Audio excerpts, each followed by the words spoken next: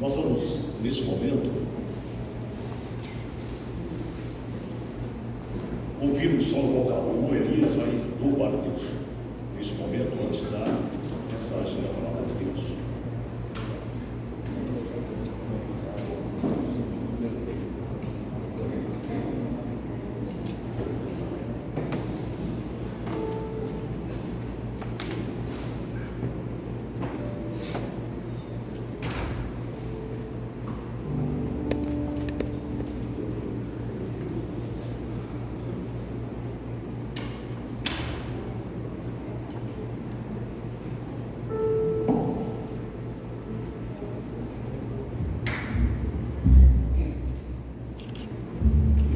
Eu me sinto honrado quando venho até aqui para louvar e adorar o meu Deus, não é? Os tempos estão passando, mas Deus está me conservando ainda com minha voz, não aquela voz, mas a voz para Ele é o suficiente, é de coração. Então, hoje nós vamos, a mensagem de hoje é o nome que inspira o meu louvor. Esse ainda quando eu comecei minha vida cristã, porque meu nome que inspira meu louvor.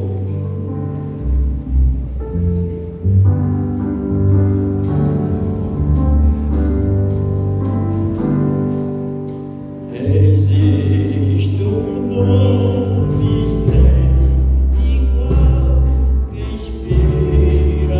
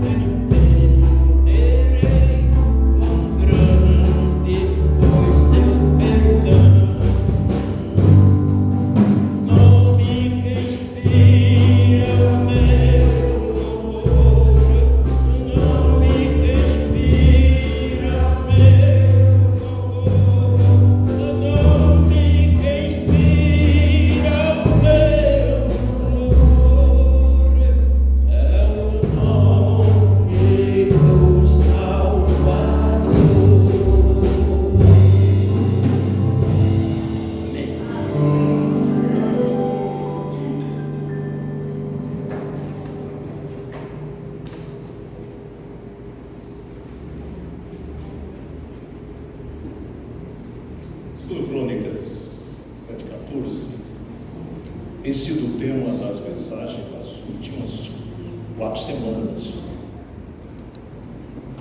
E se o meu povo, que se chama pelo meu nome, se humilhar e orar e buscar a minha face e me buscar e se converter dos seus maus caminhos, então eu ouvirei dos céus, perdoarei os seus pecados e sararei a sua terra. E esse hino foi cantado aqui em solo vocal pelo irmão Elias, enfatiza o nome do Salvador. aqui no Velho Testamento, exalta-se o nome do Senhor. Se o meu povo que se chama pelo meu nome. O contexto em que segundo Crônicas foi escrito é o contexto da inauguração do templo de Jerusalém, o templo de Salomão, o templo para o louvor de Deus, construído pelo rei Salomão, com todas as ofertas e com todo o trabalho incitado pelo seu pai, o rei Davi, que não construiu o templo porque, para Deus, as mãos de Davi estavam muito manchadas de sangue. Davi foi um rei que lutou muito, ele guerreou demais. Então, as mãos muito manchadas de sangue fizeram com que Deus dissesse que ele não construiria o templo, ele prepararia o terreno, mas Salomão faria. E Salomão fez. Foi uma obra absolutamente magnífica. E teve a arquitetura toda, o planejamento dado pelo próprio Deus, como é que seria o santuário, o Santo dos Santos, enfim, as colunas.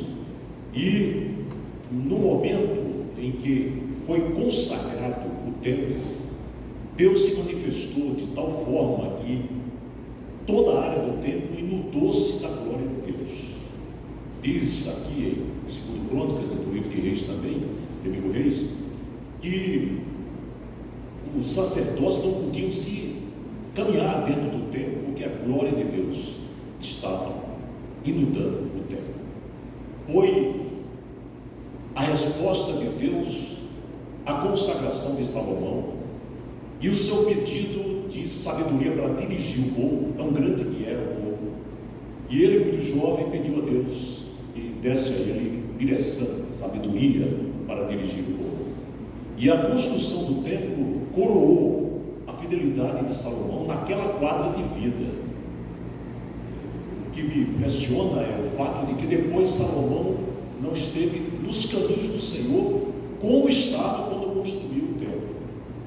Mas de qualquer modo o templo foi construído, foi consagrado, foi inaugurado.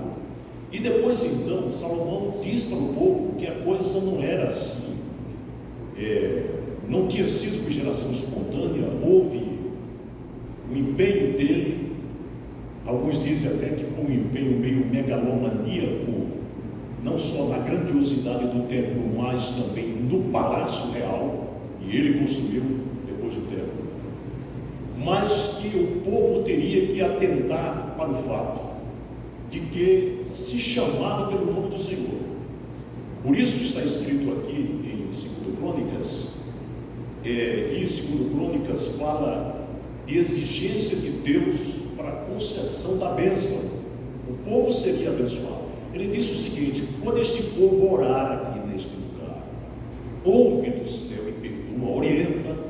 Então, a questão é que o povo já estava sendo muito abençoado com a construção do templo. Mas acontece que ele gostaria que o povo continuasse a ser abençoado. Por isso, então, aqui há um destaque para o povo de Israel. E aí vamos aproveitar e dizer: o povo de Deus, o Israel de hoje, que é a igreja, tivesse a consciência de que ser povo de Deus era uma grande responsabilidade, porque era povo de Deus, chamava-se pelo nome de Deus. Por isso, se o meu povo que se chama pelo meu nome, ou seja, a igreja que testemunha do Deus vivo e verdadeiro, e esse chamar-se pelo nome implica responsabilidade, implica testemunho.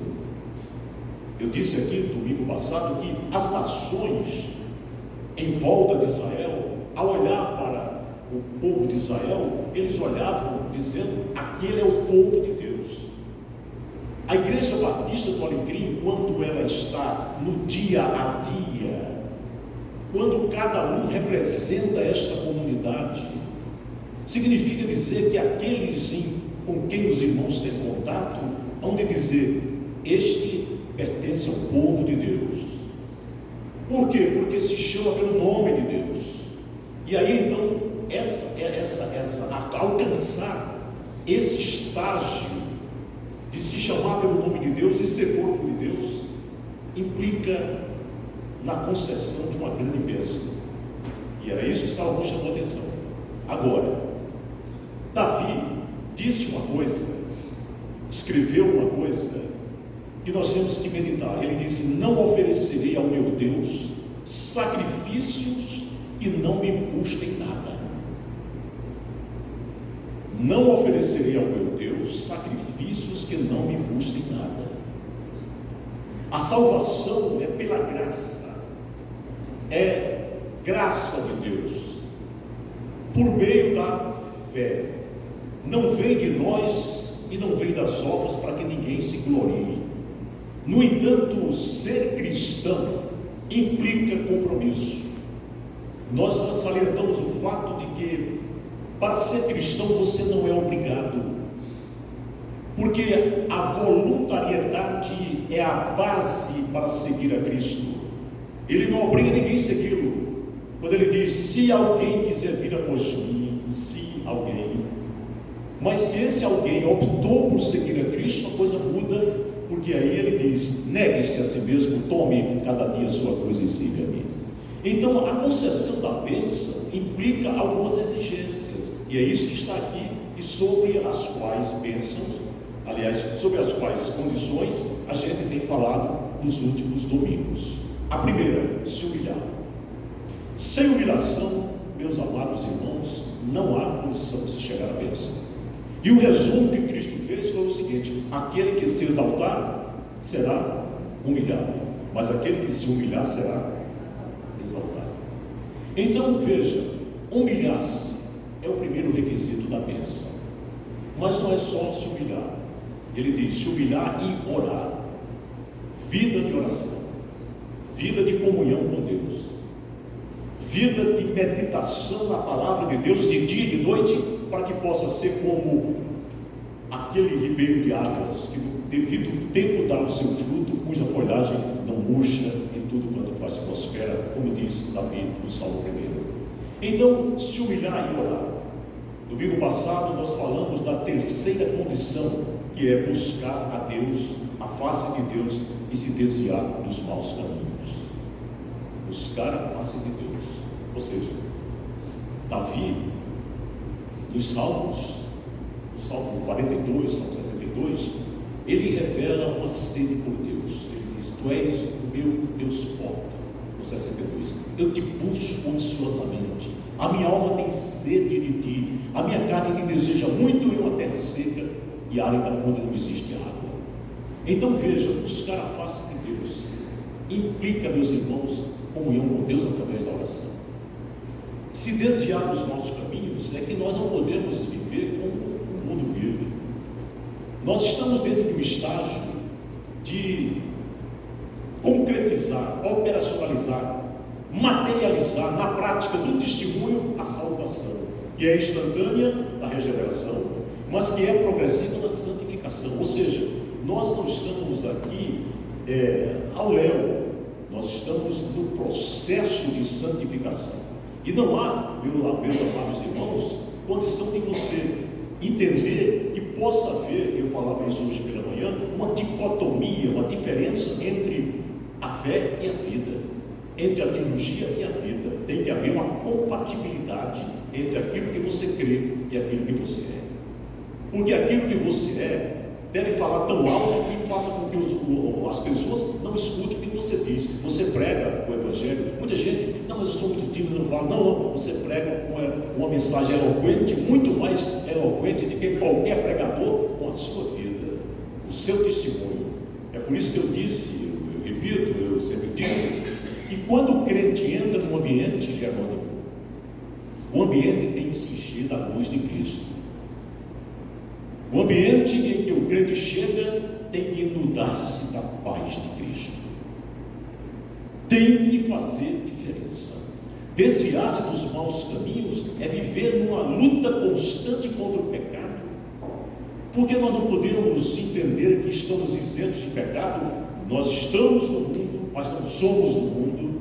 Cristo disse que nós tínhamos que ficar no mundo, mas Ele orou por nós, quando Ele disse que não pedia que nós fôssemos tirados do mundo, mas que Deus nos livrasse do mal. E é isso que a oração constante do crente tem que ser essa: livra-nos, Senhor, do mal. E aí entra na esteira disso: livra-nos da tentação, não nos induzas à tentação. Enfim, nós temos que se desviar dos maus caminhos. Por quê? Porque existe uma luta, e uma luta muito renhida, e uma luta contra o inimigo que enche toda a terra. A luta do crente é contra o inimigo que enche toda a terra. E nós temos que ter muito cuidado, porque quando nós estamos nas regiões celestiais, nas quais nós fomos colocados, e o apóstolo Paulo é muito sagaz quando ele diz o seguinte: bendito Deus e Pai do nosso Senhor e Salvador Jesus Cristo, isso no capítulo 1 de Efésios, que nos abençoou com todas as bênçãos celestiais nos lugares celestiais. Então nós fomos colocados nos lugares celestiais, ou seja, na presença constante de Deus que o crente vive. O crente vive na presença constante de Deus, essa que é a grande verdade, e foi colocado e foi abençoado com toda sorte de bênçãos. Ou seja, nós fomos colocados e vivemos nessa dimensão de não aurir, não receber, não internalizar, não materializar, não concretizar apenas algumas bênçãos. O apóstolo Paulo diz que não é assim não. Nós somos colocados nos lugares celestiais e abençoados com toda sorte de bênçãos. Ou seja, nós somos muito privilegiados. Diz a palavra que nós somos abençoados com toda sorte de bênçãos. Mas o apóstolo Paulo, em outro momento, ele diz que a nossa luta não é contra a carne e o sangue, não é mesmo? É contra principados, é contra potestades, é contra os poderes espirituais da maldade. Sabe aonde? Nos lugares celestiais, ou seja, aonde nós fomos colocados por Deus, por Cristo, e fomos abençoados com toda a sorte de bênçãos. Meus irmãos, é privilégio muito. Muitos de nós não têm consciência deste privilégio. Não vivemos como devíamos viver, não sentimos como devíamos, o que devíamos sentir. E vivemos uma vida, muitas vezes, infeliz, cheia de traumas. Há pessoas que vivem constantes convulsões internas no campo espiritual. Mas a verdade é que nós somos colocados em cima.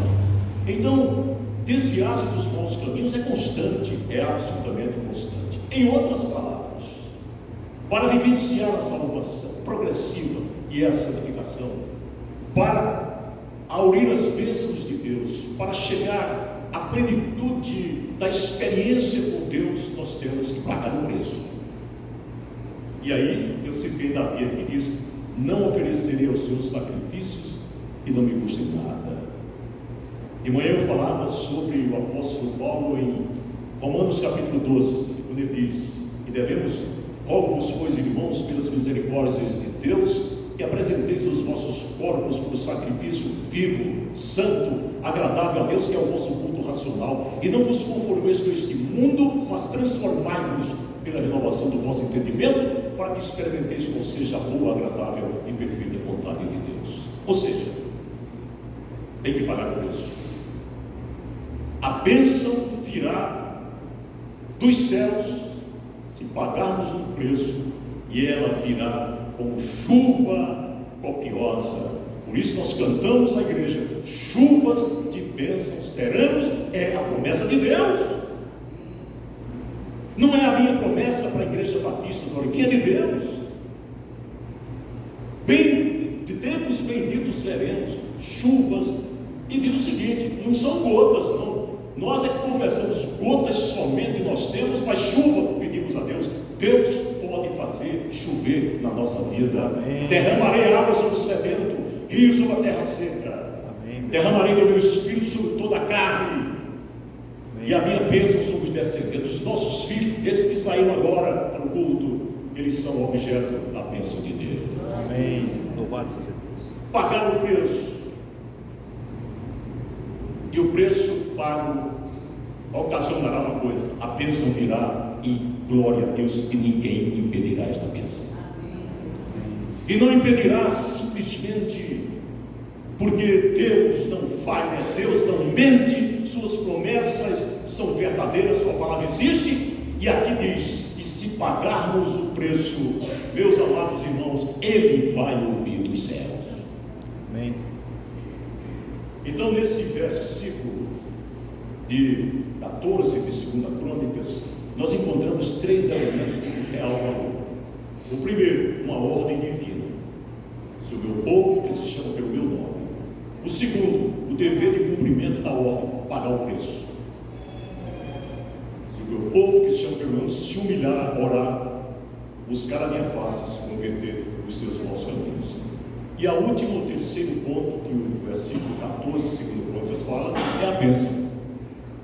A bênção diz: Ele ouvirá dos céus, perdoará os pecados e sarará a terra. Amém. A ordem divina. Na natureza há sempre uma realidade, e a realidade é que é uma bênção, é uma lei ou condição para chegarmos a ela. Nós temos que pagar o preço. Satisfeita a exigência da natureza, chega-se sem dúvida a uma preciosa realidade existencial. Houve um astrônomo de nome, francês de nome Leverrier, que estudou, fez cálculos no sistema solar e entendeu, pelos cálculos que ele havia feito, de que deveria haver um outro planeta além dos que já existiam no planeta ou no sistema solar. Ele, baseado em cálculos, escreveu teses e dizia ele que em determinado momento, de acordo com os fenômenos do universo, da Via Láctea, da nebulosa de Andrômeda, de todas as nebulosas de que é feito o universo, pelos cálculos, em determinada data, um planeta surgiria que não existia no sistema solar. Ele morreu, ele não conseguiu ver isso, mas astrônomos e cientistas que o acompanharam, usando os cálculos que ele Leverrier fez, constataram que ele estava certo. Por quê? Porque em pouco tempo um novo planeta surgiu no sistema solar, e esse planeta é o planeta Netuno. Nós sabemos, Netuno, Plutão, Terra, enfim, os planetas que formam o sistema solar. Por isso é que houve um preço a pagar. Ele pagou, ele dedicou-se como cientista, fez cálculos que diz que certamente vai acontecer um momento em que o planeta será descoberto, e o planeta foi descoberto. Na natureza é a mesma coisa. Por exemplo, um padeiro, ele prepara a massa, adiciona fermento na massa, e a bênção desse trabalho é o pão.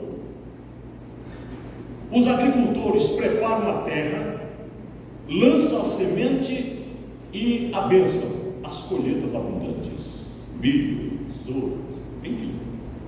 Há um preço a pagar por tudo, inclusive no campo espiritual.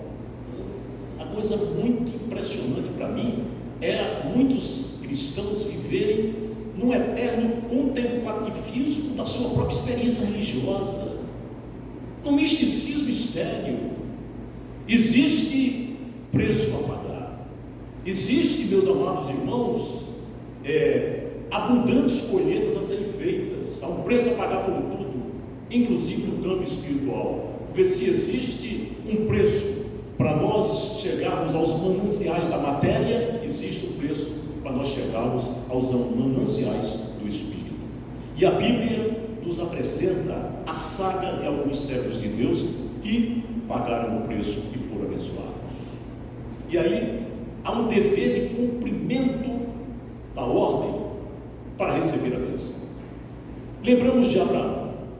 Abraão vivia uma vida sem maiores destaques. E um certo dia Deus disse: sai da tua terra, da casa de teu pai, da tua parentela, para uma terra que eu te mostrarei. O que fez Abraão? Argumentou com Deus? Não. Ele simplesmente, diz a Bíblia, ele saiu da terra e foi para uma terra que ele nem sabia que existia, mas que havia promessa de que seria dele. A promessa é que Abraão, ou neles, seriam benditas todas as famílias da terra.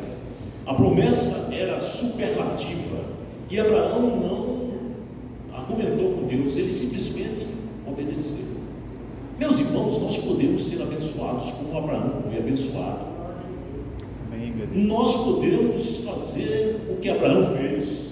Nós podemos, ao ir do exemplo dele, se tão somente nós tivermos a postura que ele teve, e a postura que ele teve agrada a Deus. Abraão obedeceu a Deus. O apóstolo Paulo diz que nós andamos não pelo que vemos, mas andamos pela fé. Não andamos só pela visão dos olhos, mas acima de tudo pela visão da fé. Então há um dever de cumprimento da ordem de Deus. Abraão obedeceu a Deus, nós precisamos obedecer. Mas um outro exemplo que nós temos é Moisés. Moisés, um grande libertador. E quando lemos o Pentateuco, em especial no livro do Êxodo, nós vemos então o que aconteceu com Moisés. Moisés tirou o povo de Deus do Egito. 430 anos de cativeiro no Egito.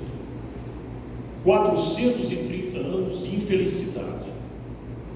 Mas Moisés foi escolhido por Deus, preparado por Deus, ele tirou o povo do Egito. E não eram obstáculos como o Mar Vermelho que iriam impedir que Moisés cumprisse a missão dele.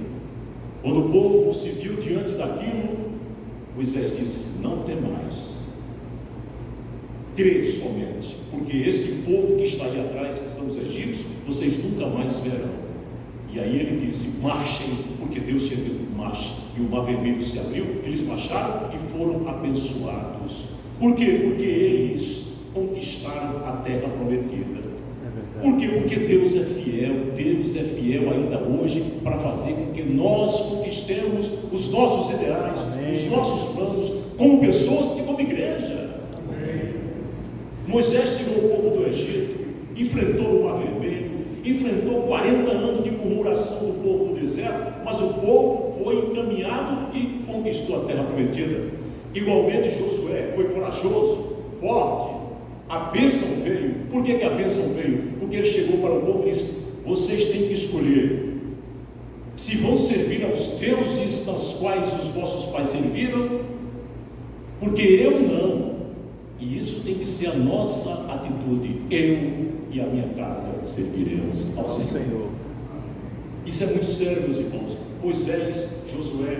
Mas há um personagem bíblico chamado Gideão, que foi um juiz, e tem uma história magnífica. Lá em Juízes capítulo 6, nós vemos Gideão diante, por exemplo, dos midianitas. Eles não têm jeito não, e Deus manda um anjo e diz: Gideão, você é um homem muito amado,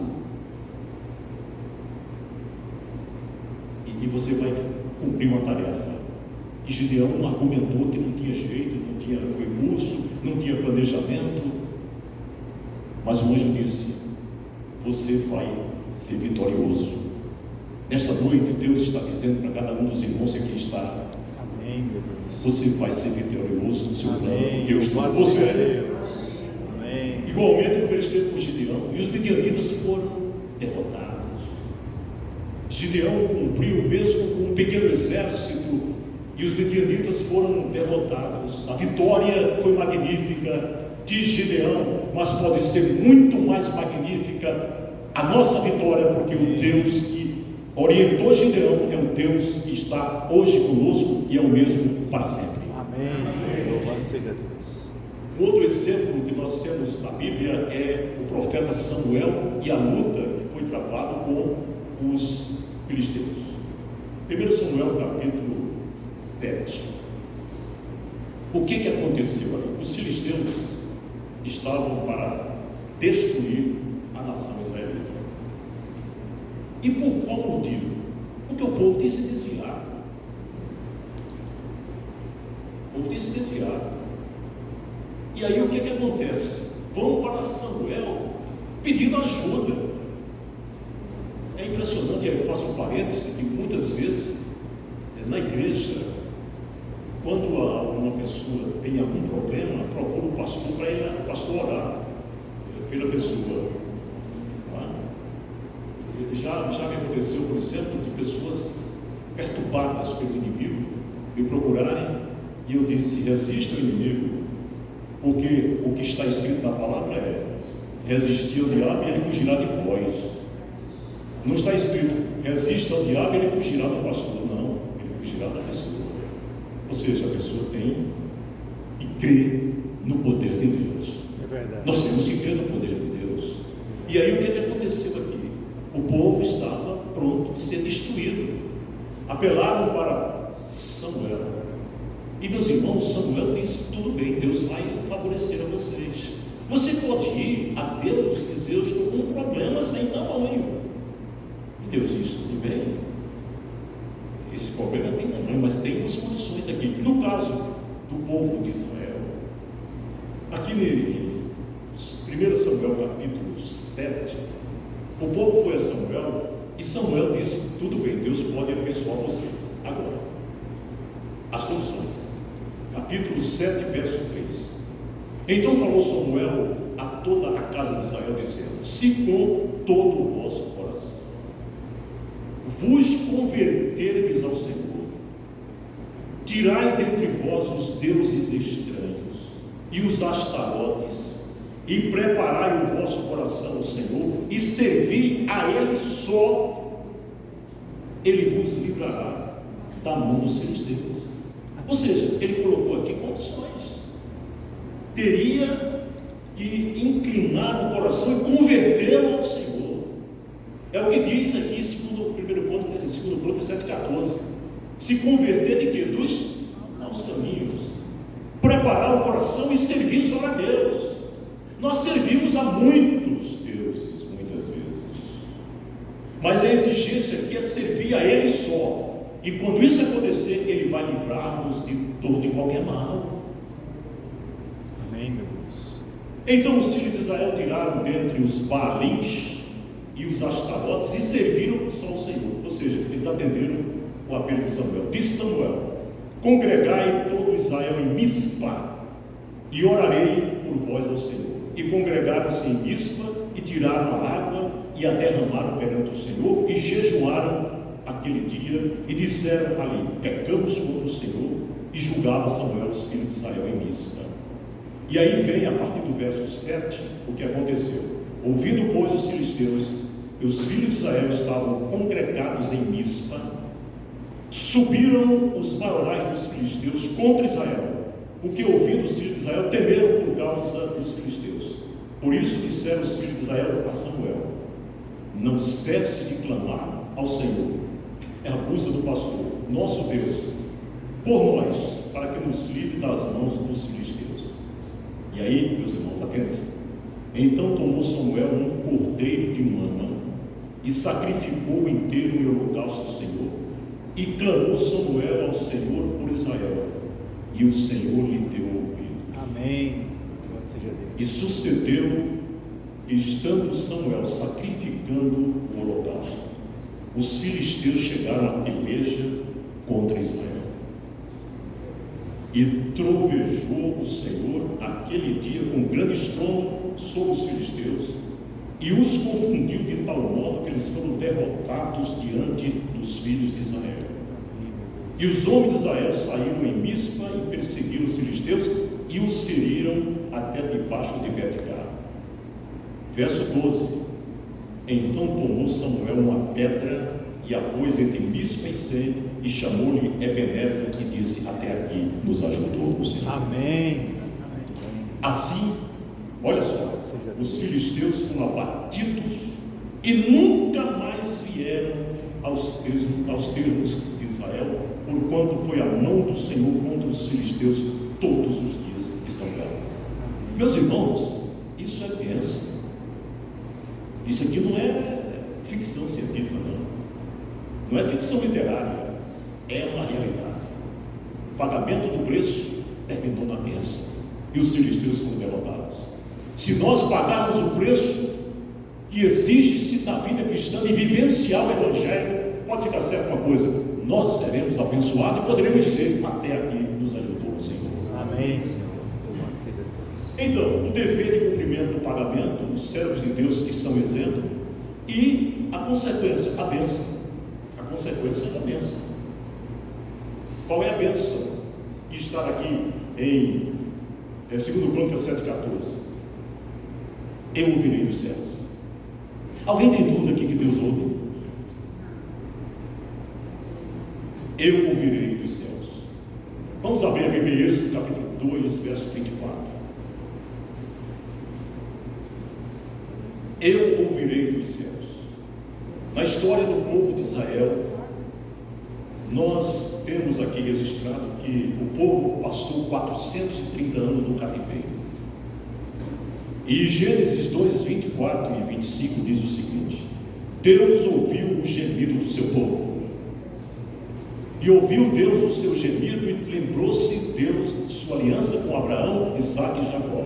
E viu Deus os filhos de Israel e atentou para a sua condição. Ou seja, Deus ouviu o gemido do povo. Meus irmãos, pode ficar certo uma coisa: Deus ouve o seu gemido.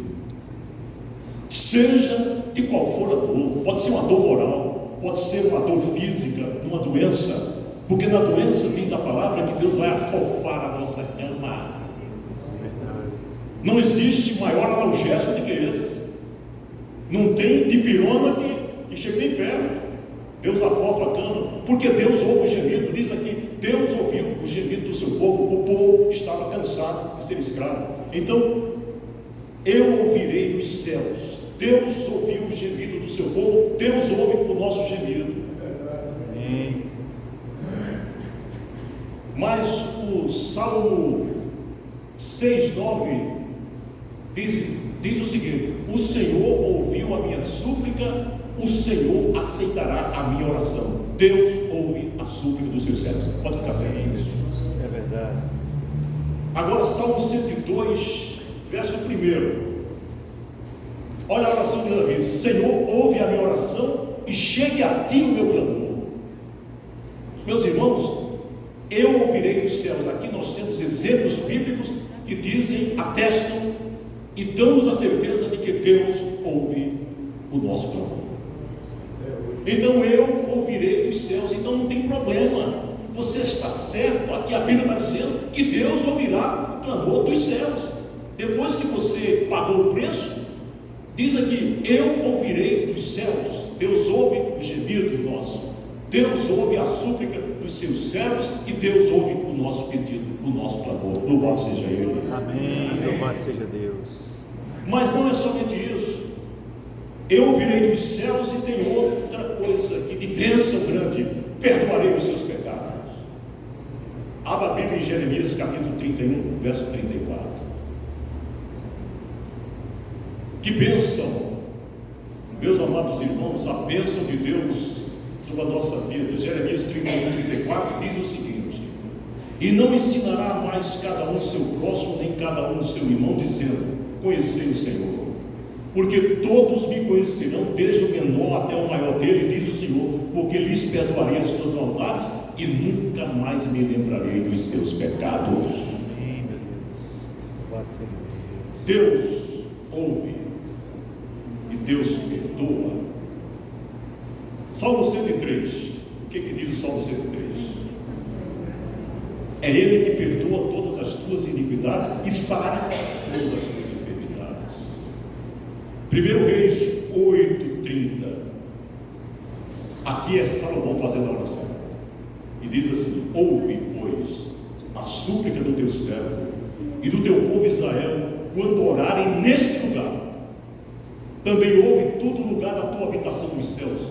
Ouve também e perdoa. Perdoarei os seus pecados.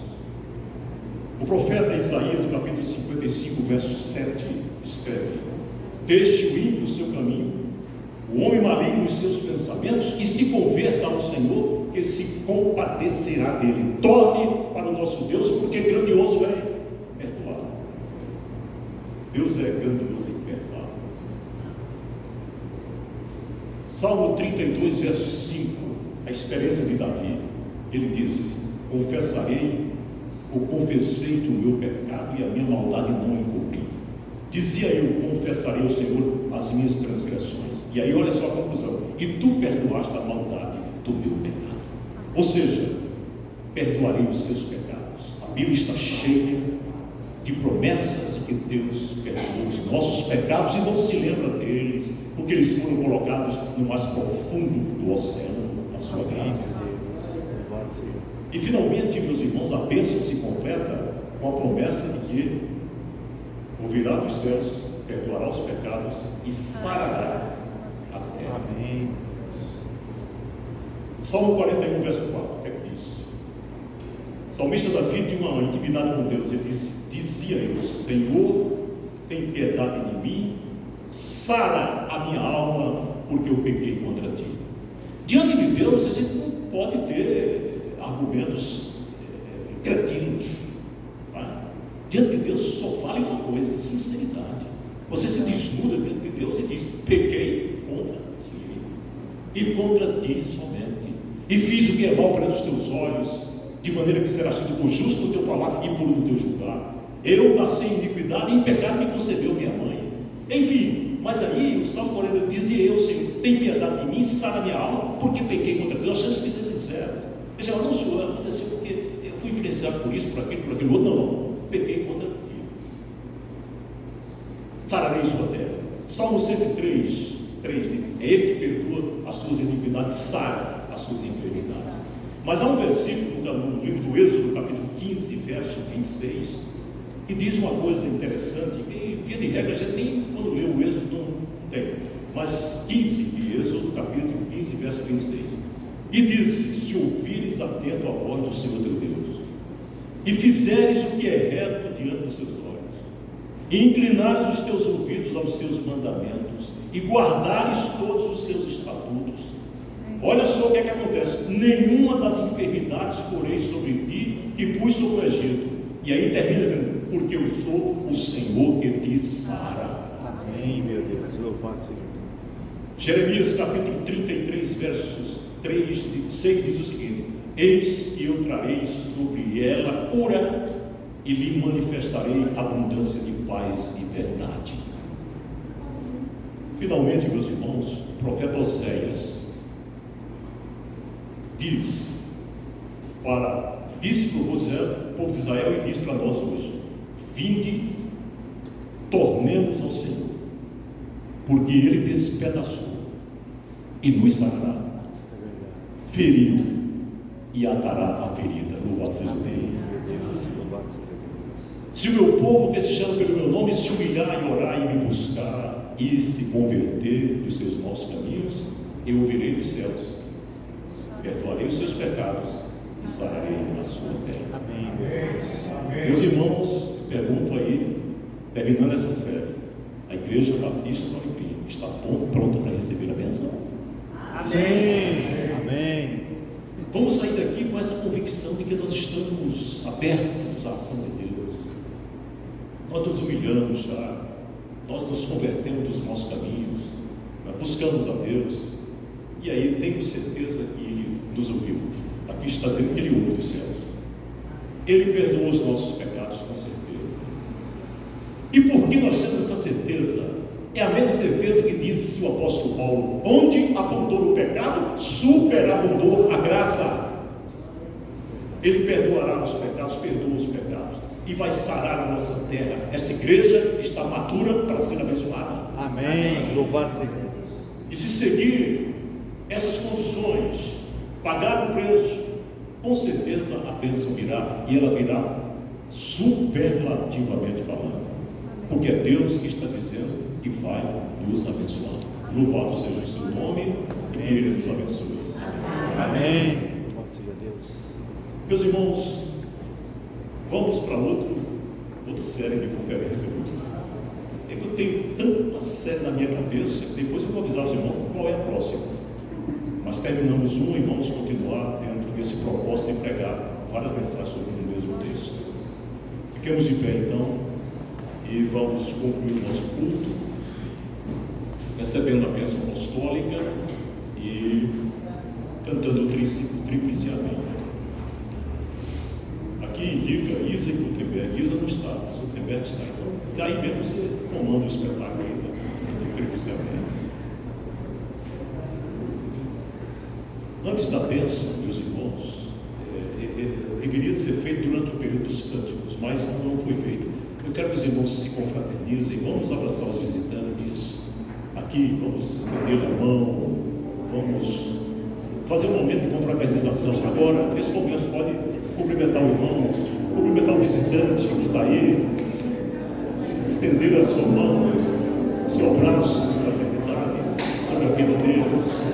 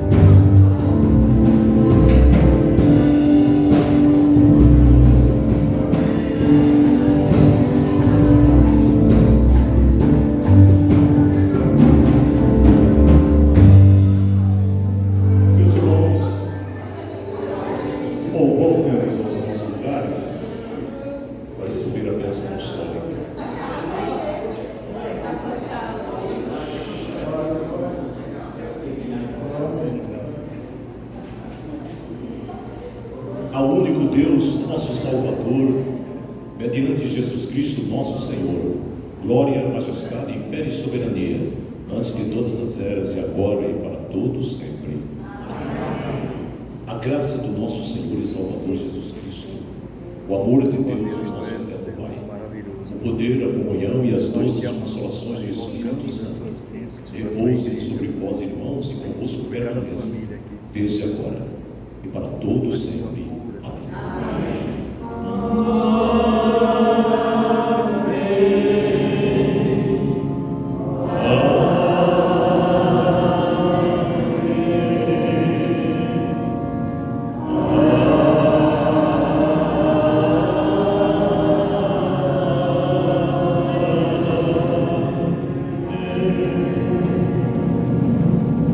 Podeis assentar.